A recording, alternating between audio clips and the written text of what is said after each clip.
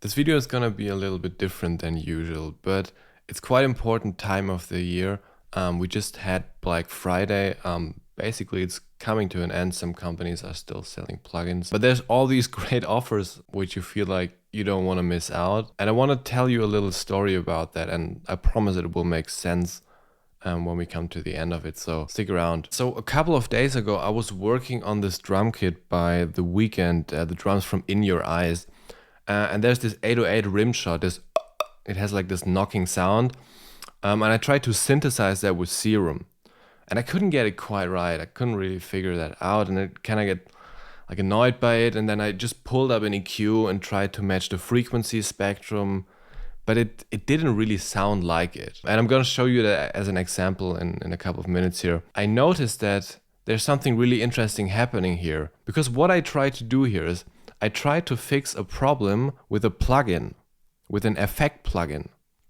But the problem was in the synthesis. It wasn't in the plugin. So fixing the problem in the synthesis with a plugin by default cannot create the desired effect you're after.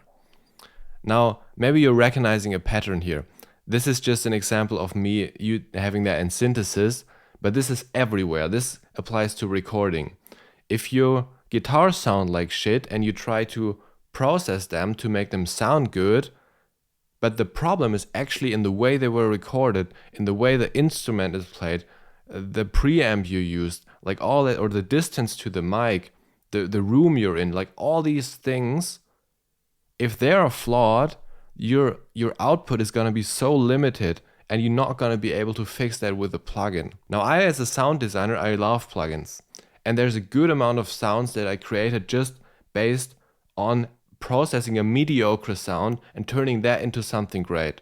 So I know I have these capabilities and I'm capable of transforming sounds with FX plugins. It's not that black and white that like over-processing or processing in general is like a bad thing and not addressing the problem. But fixing a problem at the source can go such a long way. And now bringing this all back to Black Friday, there's all these plugins and these amazing offers which seem to fix our problems and they look amazing. But if you really look at like, what are we struggling with here?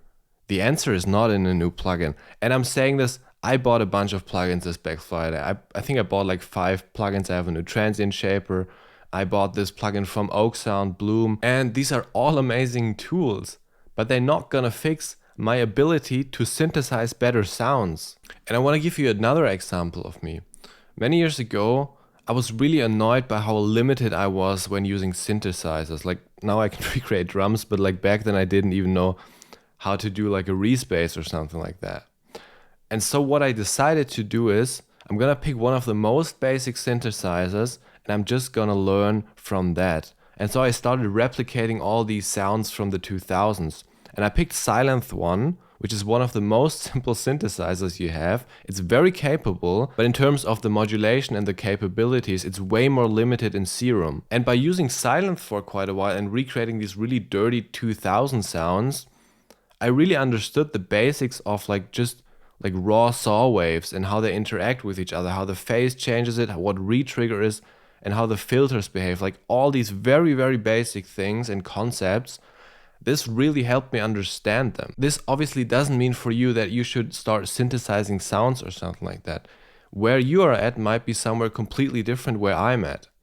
I'm just gonna share what like this learning means for me, because I've been going back to the basics many times over the years, and it's one of the number one things that basically always kept me in a flow of improving my skills as a producer and helped me grow. For me personally, that means 2 things. The first thing I want to do, and this is just a fun challenge, I want to recreate an entire 808 drum kit just with Serum and no plugins at all. And maybe I'm going to show that on this YouTube channel here in a video. The other thing I want to do is, and I'm actually going to show that inside Ableton. So inside my plugins folder, I have maybe around 100 plugins. Surely I don't need all of them. I put all my go-to plugins up here. These are plugins I actually use almost every day. Now, what this learning meant for me is, and this is something really important you have to understand about plugins. There's nothing wrong with having hundreds of plugins. The problem is if you don't know how to use them. That's a big problem because then you just slap them on and tweak knobs. And plugins also act as flavors. It's just like when you're cooking. You may want to have this distortion or this distortion. And if you want to make your drums brighter, you want to use that EQ because that boosts it in a nice way. So the plugins need to have very specific applications. But if you don't know how to use them, then these tons of plugins will just confuse you and you will just slap on plugins and trying to fix problems that are caused early on the chain. So my learning from this is that I want to focus on the plugins I already use and learn them even better. I want to show you something because I've been using Pro Q3. I'm just going to load it up here. I've been using this plugin since like at least 5 years.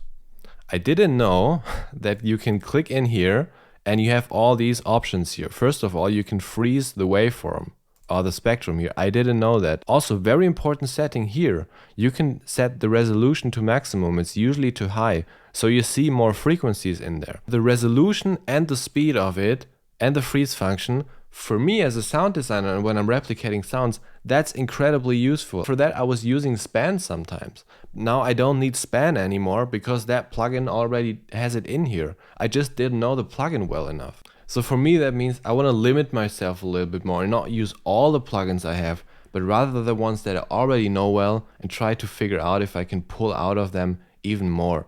It's this concept of limiting, and if you're in the box, you just have to make it work. You're not grabbing for like, okay, maybe we can use this plugin to do that. Maybe we can use this plugin to do that. You have these plugins, now make it work.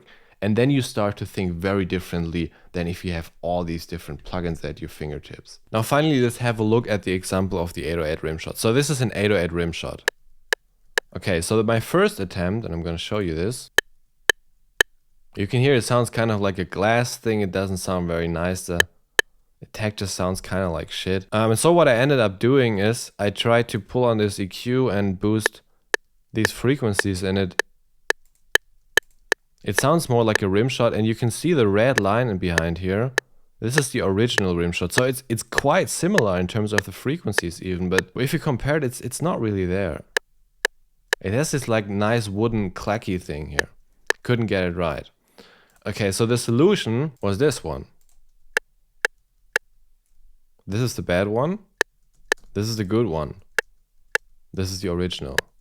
It's not the same, but it has that clacky thing. And the solution for this one was simply that I had to automate the FM modulation in a correct way, the drive, and also pick the sine shaper distortion. I'm gonna turn that off. It's gone. Now we have it. It was all possible doing that in the synthesis, but I tried fixing it with a plugin and the result was terrible. That's my words for today.